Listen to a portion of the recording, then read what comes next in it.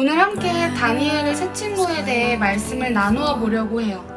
다니엘의 세 친구 사드락, 메삭, 아벳느고는 왕의 명령을 듣지 않고 왕이 세운 금신상에 절하지 않았어요. 왜냐하면 그들이 섬기는 신은 하나님이었기 때문이죠. 그때 갈대아 사람들이 이 사실을 왕에게 와서 보자질을 해요. 다니엘의 세 친구는 왕을 높이지도 아니하며 왕의 신을 섬기지 아니하고 왕이 세우신 금신상에 절하지도 않아요. 이 말을 듣고 화가 난 왕은 그들을 불렀어요. 다니엘의 세 친구에게 이렇게 타일러요. 갈대아 사람이 한 말이 진짜냐? 이제라도 늦지 않았어. 내가 만든 신상 앞에 엎드려 절하면 좋겠다. 그렇지 아니하면 즉시 타오르는 불 가운데 너희를 던져 넣을 거야. 그때 사드락과 메삭과 아벳느고가 이렇게 대답해요. 왕이여, 우리가 섬기는 하나님이 계시다면 우리를 맹렬히 타는 불 가운데서 능히 건져내시겠고 왕의 손에서도 건져내실 것입니다. 하구나 그렇게 하지 아니하실지라도 왕이여, 우리가 왕의 신들을 섬기지 아니하고 왕이 세우신 금신상에게 절하지도 아니할 줄을 아옵소서. 왕은 화가 치밀어 올랐어요. 그래서 평소보다 7배를 더 뜨겁게 하고 그들을 풀무불 가운데로 던져버려요. 다니엘의 세 친구는 어떻게 되었을까요? 놀랍게도 다니엘의 세 친구는 불에 타지 않고 다치지도 않았어요. 하나님이 그들을 지키고 보호한 거죠.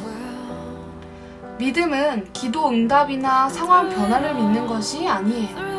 만약에 다니엘의 세 친구가 하나님께서 기적을 행하셔서 어떻게든 자신들을 불에 빠지지 않게 할 것을 믿었어요. 그런데 불 가운데 타서 죽게 되었다면 그들의 믿음은 어떻게 될까요? 그들의 믿음은 가짜가 되어버려요.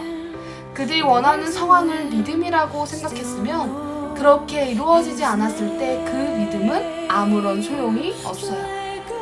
진짜 믿음은 하나님을 믿는 거예요. 그런데 사탄은 우리를 하나님께로부터 멀어지게 만들려고 공격을 해요. 사탄은 어려운 문제, 고난을 주어서 하나님을 의심하게 하고 하나님의 사랑을 잊어버리게 만들어요. 결코 사탄이 쉬는 법은 없어요. 그렇다면 사탄의 공격을 어떻게 이길 수 있을까요? 바로 믿음이에요. 믿음으로 이길 수 있어요. 믿음은 상황이 아니라 하나님을 믿는 거예요. 그래서 절대 흔들리지 않아요.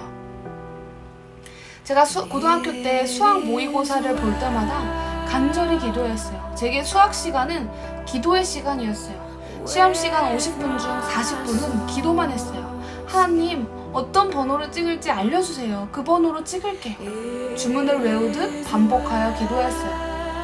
어느 날은 45점을 맞아서 4, 5등급일 때가 있어요. 4등급이면 저에게 꿈의 등급이었어요. 그런데 어느 날은 10점을 맞아서 7등급일 때도 있어요. 그런데 4, 5등급을 맞으면 하나님이 좋아지고 감사가 되었어요. 하지만 7등급을 맞으면 하나님께 원망이 되는 거예요. 아니, 간절히 기도했는데 7등급이라는 사실이 화가 났어요. 어쩌면 우리는 지금도 이런 식으로 하나님을 이용하기도 하는 것 같아요. 알라딘에 나오는 지니의 요술 램프처럼 원하는 것을 다 이루어주는 도구로 하나님을 이용해서는 안 돼요. 상황이나 내가 원하는 형편을 믿는다면 하나님을 믿는 것이 아니에요. 신앙에 있어서 점검해야 할 것이 있어요. 상황을 통해 하나님을 볼 것인가? 하나님을 통해 상황을 볼 것인가? 똑같은 상황을 만나도 어떤 이는 그 상황을 해석하고 판단하여 어려움이 있다면 하나님을 원망해. 바뀌지 않는 상황으로 하나님께 불평할 뿐이죠. 하지만 다른 이는 어려움과 문제라는 상황 가운데 하나님을 바라보아 하나님의 선하신 계획 안에 있음을 믿고 의지해요. 바뀌지 않더라도, 해결되지 않아도 하나님을 통해 상황을 바라보는 것이 바로 믿음의 눈이에요. 하나님은 한치의 오차가 없으세요. 하나님은 나와 함께 하시며 선하게 인도하세요. 그 사실을 믿기에 원망이 될 수밖에 없을 때에도 하나님을 의지하고 붙들게 되는 것이죠. 다니엘의 세 친구는 하나님이 계시다면 우리를 풀무불 가운데서 건져내시겠고 그리 아니하실지라도 왕의 신상에게 절할 수 없다라고 이야기해요. 하나님이 건져주시지 않더라도 하나님을 믿는다는 고백이죠. 기억할 것은 하나님의 주권과 일하심, 그 사랑을 알기에 그리 아니하실지라도 하나님을 찬양하며 감사하는 거예요. 극단적으로 내가 파산을 하게 되어도 감사해요. 내가 불치병에 걸려도 감사해요.